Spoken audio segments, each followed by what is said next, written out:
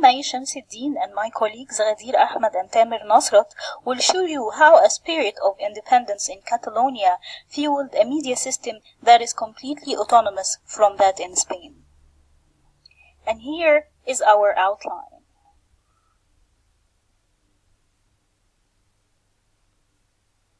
If you know nothing about Catalonia, then you might have heard of Salvador Dali, the famous painter. If you're not a fan of art, maybe you love football, and in this case you must be a fan of Barcelona Football Club and his famous player Piqué. Or maybe Antonio Gaudi, the famous architect. If not all of this, then you must have heard about the beauty of the scenery in the beaches of Costa Brava. To understand the conflict in Spain and Catalonia, we have to go through some history before. The Kingdom of Spain, with 46 million inhabitants, created the 21st century as a democratic country, a member of the European Union community, later becoming the European Union since 1986. However, although being a democratic state, tensions has yet to be resolved between the state and some specific historical nations inside of Spain. The so-called historical nationalities fundamentally located in three areas: Catalonia, the Basque Country, and Galicia. Back in the 10th century, Catalonia controlled part of the Western Mediterranean, both economically and politically. It helped Spain enter the industrial age. Catalonians say that the characteristics which donate nationhood for Catalonia are highlighted. They have their own language and culture that's differentiated from the Spanish ones. They have different institutions, a strong feeling of shared history, and all of the symbols necessary to make this claim, from the flag to the anthem. And during the era of the regime of dictator Francisco Franco, who began his era in 1939, especially in his first years of power, systematically attempted to eliminate the use of the Catalan language in a campaign that was referred to as cultural genocide. By the death of Franco in 1975 and transition towards democracy started, Catalonia has enjoyed the status of an autonomous community, like 16 other regions. After that, the ruling of the Constitutional Court of Spain in the 2000s annulled almost all of the new statute of Catalonia and approved this ruling in the General Courts, which is the parliament in this case. This caused disappointment in the Catalan citizenship that, along with the economic crisis of southern Europe, contributed to the Great Demonstration of September 11, 2012, when more than 1.5 million citizens occupied the center of Barcelona, united under the slogan of Catalonia, New State of Europe. The success of the event, which had no comparable precedent in Spain or in the rest of Europe, prompted political leaders, citizens, and the media worldwide to direct their gaze at some demands. Well, to the theoretical framework, we chose to go by the cultural studies approach, which states the media's role in affirming identity and the creation of shared meaning. And in our case, this is exactly what's happening in the Catalonian media. For almost 40 years under General Franco's regime, the media's treatment from the state by no means corresponded to what is expected for makers or mirrors of public opinion. Media independence was scarce. Censorship and punishment of journalists existed. However, some pressure valves also existed here and there due to variable censor rigor. This allowed local press to enjoy a certain degree of informative freedom.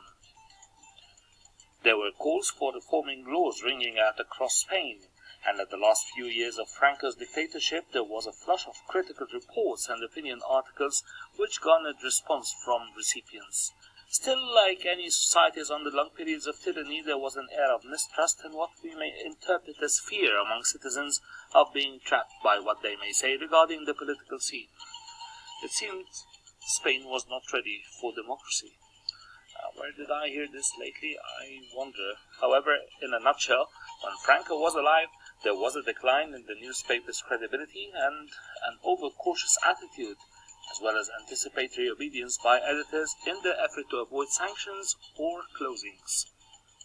However, post-Franco, the press became the crucial public forum in which public debates on alternatives to the regime after Franco's death could emerge. After Franco, Spanish language predominated in the media, press, radio, and television. Therefore, re-establishing Catalan media language was difficult. The media in Spain in general followed the Mediterranean model, a polarized pluralism model, where there are diverse modes of ownership, but all controlled by partisan polarization.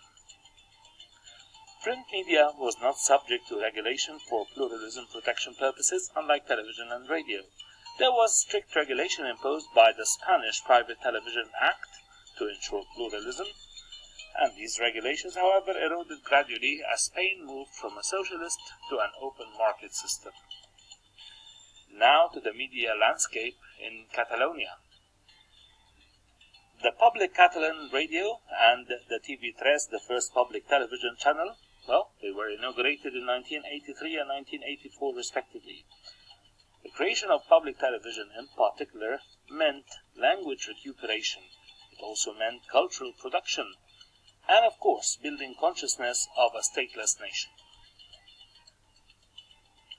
It's worth noting here that the Catalan Broadcasting Corporation specifically incorporates in its public service mission the construction of country. In Catalonia, the total audience for television originated at the Spanish level is 76%. This percentage is slashed into 40% when it comes to radio and to only 12% at the level of press. Therefore, close to 9 out of every 10 Catalans read newspapers produced locally. The press in Catalonia is complex, differentiated either by frequency of publication or the area of distribution. Of course, like any other country in the world, the type of content, generalist newspapers, sports, economy, and other specialization exist, and whether you pay for them or you get them for free. And of course, the ever sensitive part of it all, Catalan or Spanish language of publication. The next slide is going to show 4 newspapers in Catalonia that has national reach and can now be read in Catalan, 6 local newspapers, including those using only Spanish language, and the 4 main national publications. Here they are, La Vanguardia and El Periódico, the most famous among the national level, the Diari de Tarragona, Diari de Girona, and La Mañana, the regional and local level newspapers, and of course the almighty El País, El Mundo, and La Razón. How do Catalonian press deal with the digital age? Well, they have the traditional printed copy plus a digital copy of the printed newspaper, a newspaper website, a smartphone application, and like everyone else, a complex repertoire of activities in social media networks. The need to find a role in the online universe is one of the main challenges facing the Catalonian press, and so is the duty to ensure pluralism in a polarized political debate about the process of self-determination. Finally, a civic duty to contribute to democratic coexistence in the midst of the current political divide. Following the great demonstration of September 11, 2012 in Barcelona, a research was conducted to analyze the content of media published internally and externally about politics in Catalonia and its pluralism. This research showed that Catalan media were those who disseminated the most information about the Catalan independence process. That was the origin of 60% of the pieces studied. State media were the source of 36.2%, and international media the remaining 3.8%. Moving to the media accountability in Catalonia in relation to Spain, we can comfortably say that media accountability in Spain is mostly asymmetric, with Catalonia and Madrid having a large number of media accountability tools. In Catalonia, journalists took a self-regulatory attitude towards accountability, creating various press associations.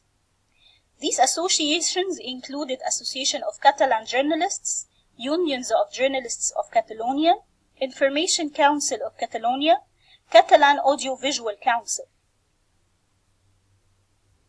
This is in comparison to the existence of no proper independent regulatory bodies for media in Spain.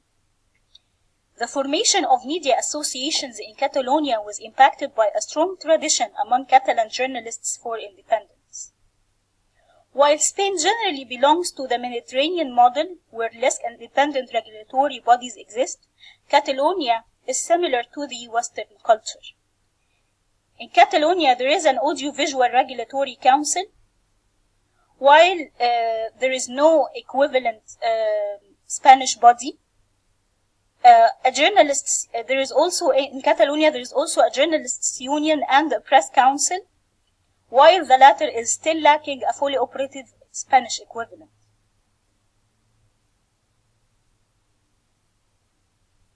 Media and Catalonian aspiration for independence. Why media is important in the process of independence? The media are institutions that contribute to the construction of the phenomenon of public opinion.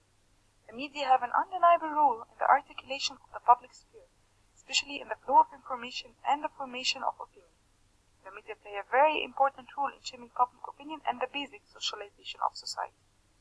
However, the media not only mediate in conflicts, but are involved in them and ultimately act on them. It's also important to note that the mediatized conflict is a central factor in the constitution of the conflict itself. This not only refers to the appearance of the conflict in the media, but also in parliamentary debate. The political power engaged in the scene are well aware of the critical importance of the media in shaping public opinion, which is why each and every part of the team is trying to get media on his side.